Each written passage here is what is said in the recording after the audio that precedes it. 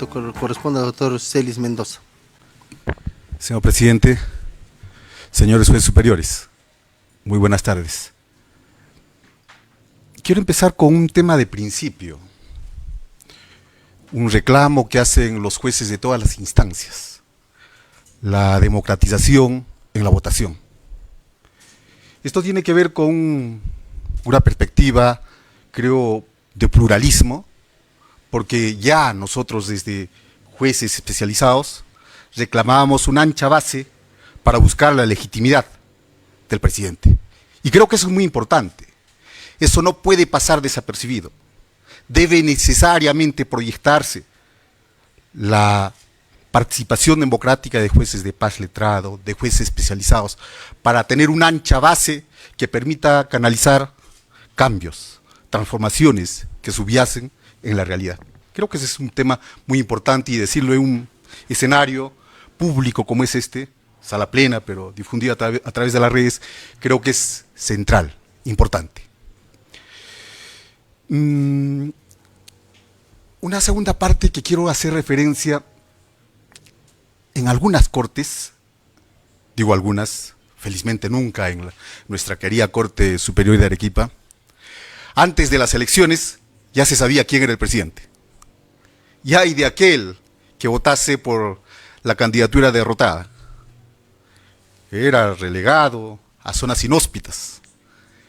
Felizmente eso no ha pasado, ni tiene que pasar, porque los intereses de grupo particularizados que se antepongan a los intereses institucionales no deben pasar, nunca pasará.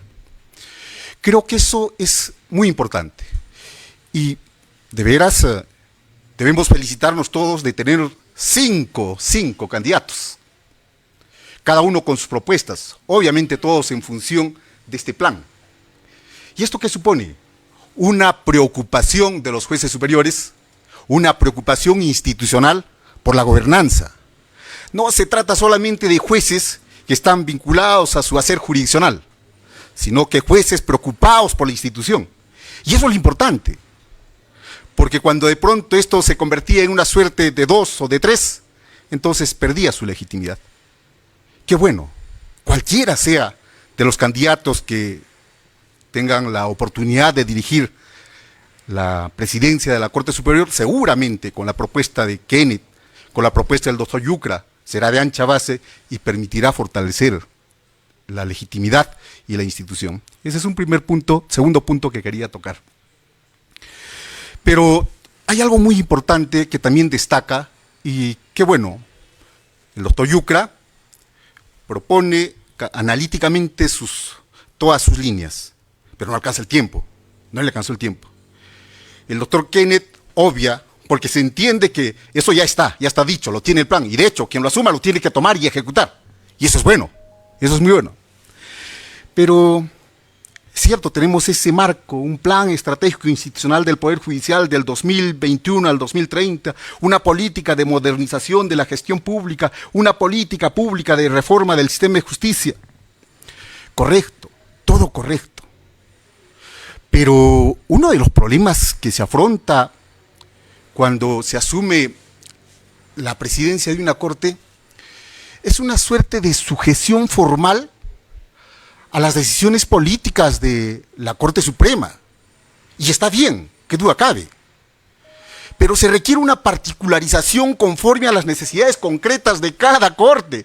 Ese es el problema. Si de pronto resulta que es norte de la UETI plantear una línea de capacitación en temas de violencia de género, oigan, pero nosotros tenemos problemas con las decisiones, con sentencias de 200 o 50 páginas. Y cuando de pronto se hace algunas propuestas, ¿por qué tener resistencia en presidencia o en las comisiones? ¿Por qué? ¿Por qué no implementar desde abajo justamente esto? ¿Acaso, señores, los cambios que ha dado lugar a que nuestra Corte sea una de las primeras, no las han dado los propios magistrados?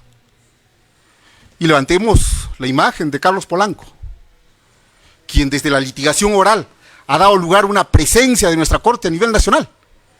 ¿Había una suerte de diseño a nivel nacional? No, eso se gestó desde la Corte Superior y se irradió. ¡Qué bueno! Y así como ese tipo de decisiones, esto es muy importante que se plantee. En función de los proyectos generales, particularizarlos en función de las necesidades específicas de nuestra Corte. Y qué duda cabe, que tenemos gente capaz, tenemos gente capaz.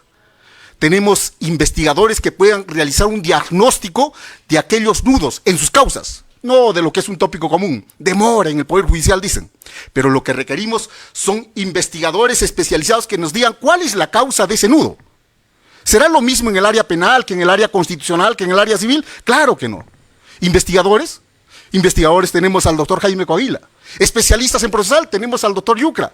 ¿Por qué no armar comisiones de tal manera que primero no realicen el diagnóstico de siempre? Demora.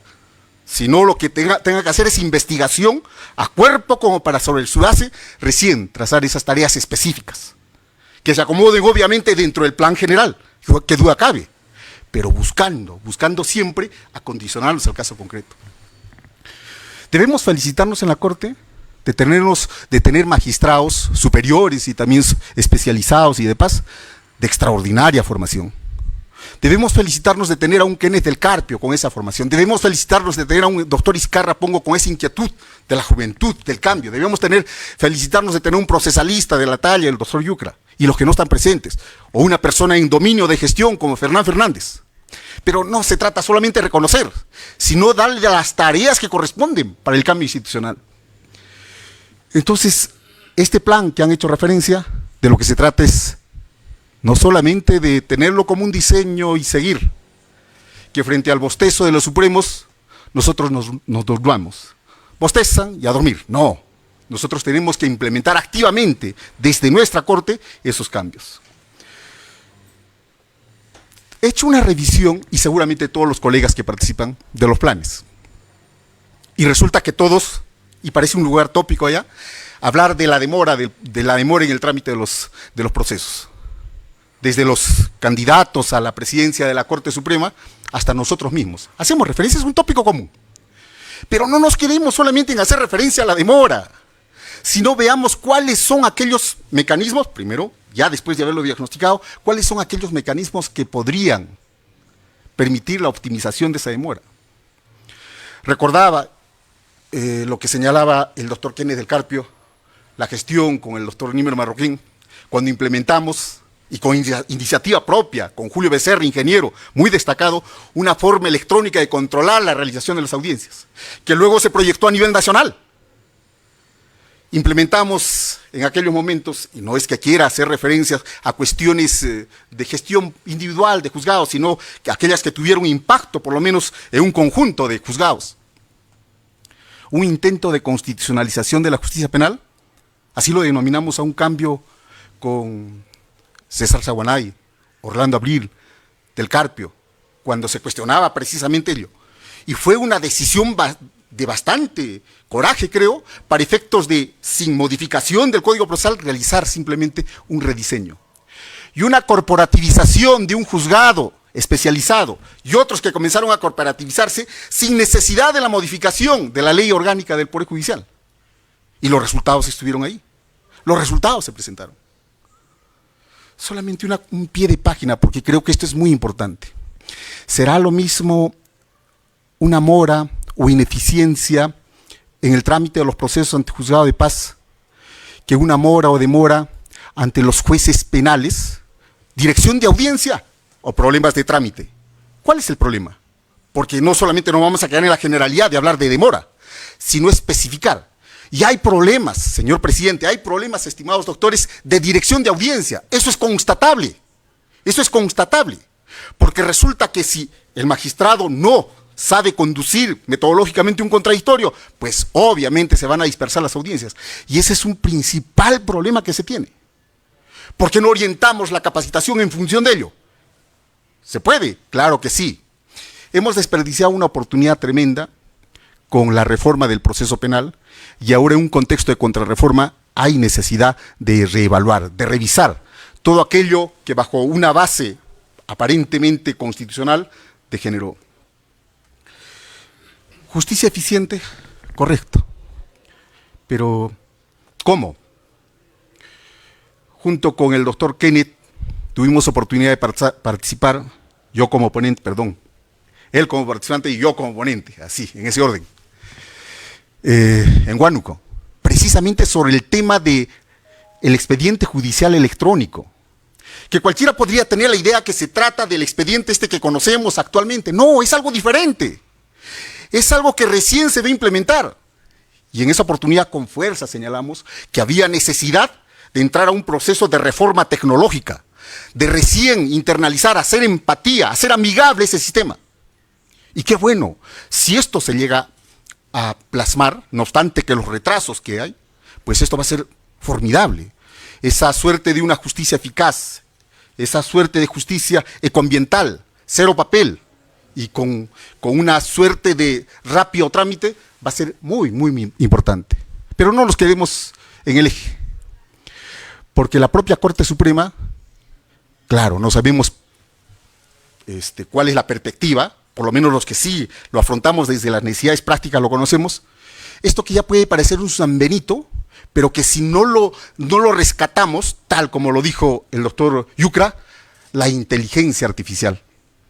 Hemos conversado con el ingeniero Julio Becerra, hemos conversado con otros ingenieros, y ver cómo robotizar las decisiones de muchos que realizan los secretarios.